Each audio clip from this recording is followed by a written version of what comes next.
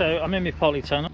This worm bin, and it's a bathtub worm bin, and it's got a bit of foam over the top, insulation foam over the top, and underneath it's got a bucket which contains worm tea, which is the liquid that the worms produce as they break food particles down and things. And I've got a bit of food waste up this end. It should be down there. So what I've done is I've put the food waste down this end, because what I'd like it to do is I'd like the worms to move from the end where I've been putting the food waste to this end, because I just want them to move because they've eaten all the food waste down the other end. So this is a worm bin update. Now if you have a look here, it's going to be a little bit longer than a minute long. I'll perhaps do a minute long one as well. But the worms have moved, and they're moving in, and they're breaking down. They're in amongst the eggshells, they're in amongst the orange peel, they're in amongst all the veggie scraps which are down here, which is fantastic because that's what I wanted them to do. Let me just see, there we go, you can see them all in amongst everything. People say don't put too much orange peel, don't put too much.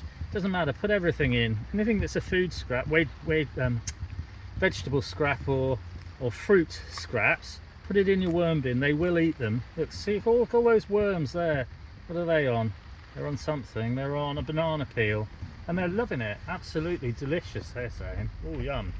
Now, like I say, I've put the fruit scraps down this end of the worm bin because of the fact that at this end I'd like to take the compost out and use it in the garden or in the inside of the polytunnel, because I'm going to grow lettuces and cabbages. So I'm going to do a top dressing, and it'll have some worms in.